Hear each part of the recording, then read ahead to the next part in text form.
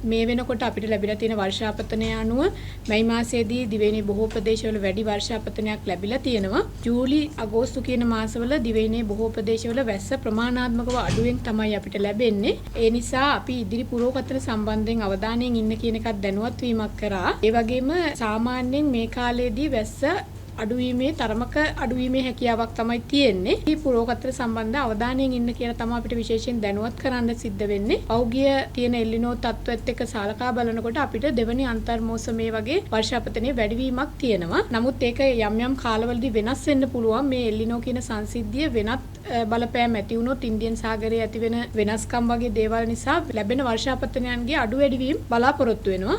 නමුත් එල්ලිනෝ කියන තත්ත්වය විතරක් ආවොත් අපි බලාපොරොත්තු වෙනවා දෙවනි අන්තර් මෝසමේදී වැස්ස වැඩිවීමක්, ජූලි අගෝස්තු වගේ කාලවල සාමාන්‍යයට වඩා වැස්ස අඩුවීමක්. දැනට අපි පහුගිය අවස්ථා අධ්‍යයනය කරද්දී පේන දෙයක් තමයි ජූලි අගෝස්තු මාසවල යම් තරමක වසරේ ඒ කාලවල සාමාන්‍යයෙන් ලැබෙන වර්ෂාපතනයට වඩා යම්කිසි අඩුවක් සහිතව වැස්ස ලැබේවි කියන එක.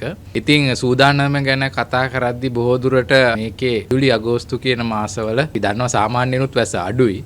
ඉතින් ඒ අඩුවීම තවදුරටත් යම් ප්‍රමාණයක් අඩු වුණොත් සම්බන්ධයෙන් යම්කිසි ප්‍රශ්නයක් හැදෙන්න පුළුවන්. විශේෂයෙන්ම වියලි කලාපවල පැතිවලට එහෙම. ඒ අවස්ථාවලදී කෘෂි කර්මාන්තයට සහ ජලය සඳහා යම්කිසි ප්‍රශ්න හැදෙන්න හැකියාවක් තියෙනවා. දැනටත් ඒක නිශ්චිත තත්වයක් නෙමෙයි. ඒක කොහොම වුණත් ওই වගේ අවදානමක් තියෙනවා ජූලි සහ අගෝස්තු මාසවල.